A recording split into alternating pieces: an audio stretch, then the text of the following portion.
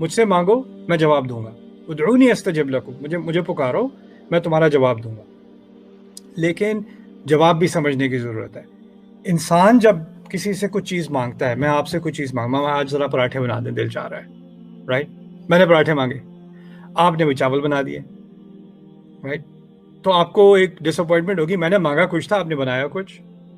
یا میں تحمل کر لوں گا، چلیں آپ مانگا کچھ تھا، آپ نے دیا کچھ، وہ آپ کی مرضی، خیر شاید آپ مجھ سے خفا ہیں، یا شاید آپ کو دل نہیں چاہ رہا تھا بنانے کا، یا شاید آپ نے میری بات ٹھیک سے سنی نہیں، اس لیے جو چیز میں نے مانگی تھی وہ آپ نے نہیں دی، رائٹ؟ یہ انسانی رشتوں میں ہوتا ہے، رائٹ؟ ٹیچر کہے گا، اسٹوڈنٹ سے کہے گا ہوم ورک کر لینا، اسٹوڈنٹ نے نہیں کیا، یا اسٹوڈنٹ ٹیچر سے کہے گا ٹیسٹ کو ذرا ایک اور ہفتہ ڈیلے کر دیں، ٹیچر نے پھر بھی ڈیلے نہیں کیا، یہ بھی مطالبہ ہی ہے نا، یا درخواست ہے۔ اب یہ ذہنیت جو انسانوں کے درمیان ہوتی ہے، اس ذہنیت کو ہم اللہ تعالیٰ کی طرف لے جاتے ہیں اور کہتے ہیں میں اللہ تعالیٰ سے دعا کی تھی کہ مجھے ٹوئنس چاہیے، اللہ تعالیٰ سے میں نے دعا کی تھی کہ میرے اتنے پیسے جمع ہو جائیں کہ میں موٹر سائیکل لے لوں، یا اللہ تعالیٰ سے میں نے یہ دعا کی تھی کہ یہ جو ہے بیٹی کا رشتہ یہ اس سال ہو جائے، یا یہ جو ہے یہ ہماری توقعات ہوتی ہیں کہ اس سال کچھ ہو جائے، اس مہینے کچھ ہو جائے، یا اس طرح سے ہو جائے، یا اس طرح کا ہو جائے، یا یہ والا گھر مل جائے، یا یہ والا رشتہ بن جائے، یا اس طرح کی ہماری بڑی اسپیسیفک ریکویسٹ ہوتی ہے۔ اور زندگی کیا ہے کہ ہم دعائیں بہت ساری کرتے ہیں، کئی دفعہ اللہ تعالیٰ وہ جو ایگزیکٹ چیز ہمیں چاہیے ہوتی، جیسے میں نے آپ سے پراٹھا مانگا، وہی پراٹھا آ جاتا ہے اللہ تعالیٰ کی طرف سے۔ لیکن کئی دفعہ کیا ہوتا ہے، ہم مانگتے کچھ ہیں لیکن احساس ایسا ہوتا ہے کہ کوئی کچھ ملا نہیں۔ سوچنے کی بات یہ ہے کہ آپ نے جو مانگا، پہلی اس میں بھی اللہ تعالیٰ نے ہمیں کچھ تعلیم دی ہے۔ ہمیں اللہ تعالیٰ نے کہا ہے جنت کے بارے میں، وَلَكُمْ فِيهَا مَا تَشْتَهِي أَنفُسُكُمْ وَلَكُمْ فِيهَا مَا تَدَّعُونَ۔ جنت میں تمہیں جو چاہو گے ملے گا، اور جس چیز کا دعویٰ کرو، جس چیز کا مطالبہ کرو گے وہ تمہیں دے دی جائے گی۔ اس سے پہلی بات کیا نکلتی ہے کہ جو چیز میں مانگوں وہ مجھے مل جائے، یہ کہاں کی حقیقت ہے؟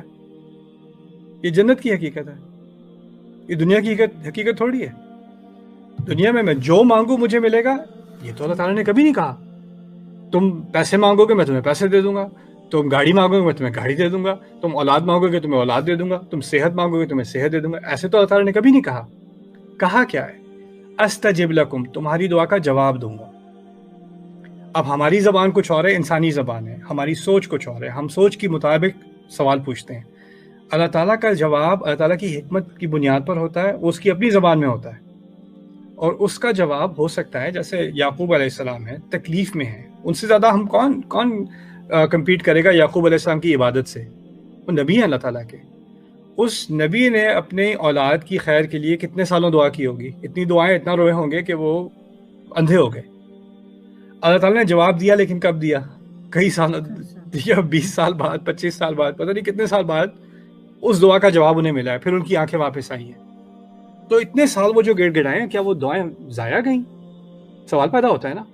تو اس قصے کی روح سے ہی سمجھ لیں کہ اللہ تعالیٰ نے جب یوسف علیہ السلام کو اپنے بھائیوں کے ہاتھ اغوا ہونے دیا، پھر مارے گئے، پیٹے گئے، کنویں میں پھینکے گئے، پھر وہاں سے ظالم لوگوں نے اٹھا کے جس بچے کو آپ غلامی میں بیچتے ہیں، اس کو آپ جس طرح ٹریٹ کرتے ہیں ہمیں پتہ ہوگا، ٹھیک ہے نا، اس کے بعد وہ غلامی کی زندگی گزار رہے ہیں، اس کے بعد ان پہ غلط الزام لگا کر، تہمت لگا کر جیل میں ناانصافی سے پھینکے گئے ہیں۔ ان کی زندگی میں ٹارچر ہی ٹارچر ہی ٹارچر، یہ ایک مصیبت کے بعد دوسری مصیبت کے بعد تیسری مصیبت، یہ ان کی زندگی ہے۔ لیکن اندازہ کریں کہ جب ان کی جو ان کا جو قصہ ہے اس میں تبدیلی آنی شروع ہوتی ہے، اور وہ بادشاہ کے خواب کی تعبیر اللہ تعالیٰ کی وحی سے اور جو حکمت انہیں سکھائی گئی ہے اس کی بنیاد پہ وہ کرتے ہیں۔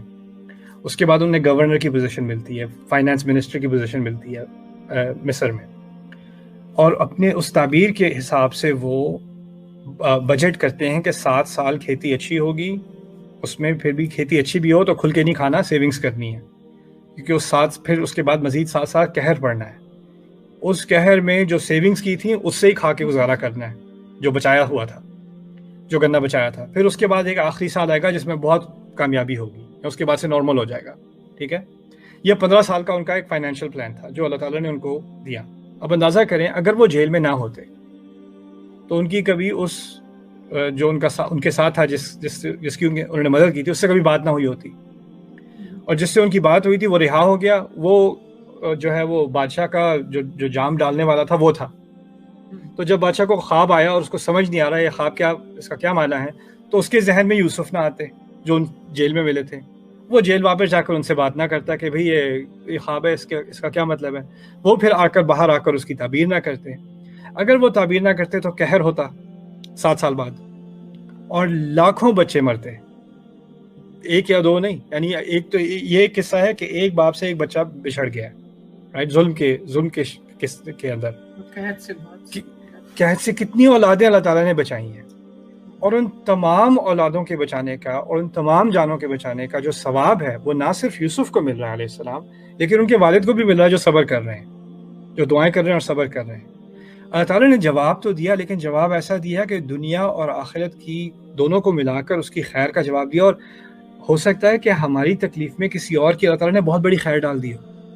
ایسا بھی ہمیں نہیں معلوم، اللہ کا پلان ہمیں نہیں معلوم. کسی کو نہیں معلوم تھا کہ یہ اصل میں ابھی تم اغوا ہو جاؤ، ابھی کنویں میں گرائے جاؤ، لیکن تمہیں ایک 20-25 سال بعد تمہیں ایک خواب کی تعبیر کرنی ہے. یہ اس کے مقصد سے تمہیں ابھی ڈالا جا رہا ہے یہاں پہ. پہلے سے نہیں بتایا جاتا. اللہ تعالیٰ ہمیں وَمَا كَانَ اللَّهُ لِيُطْلِعَكُمْ عَلَى الْغَيْبِ، اللہ پر یہ ذمہ داری نہیں ہے کہ تمہیں وہ غیب کی خبریں بتاتا رہے کہ کیا پلان ہے تمہارے ساتھ، کیوں کیا جا رہا ہے.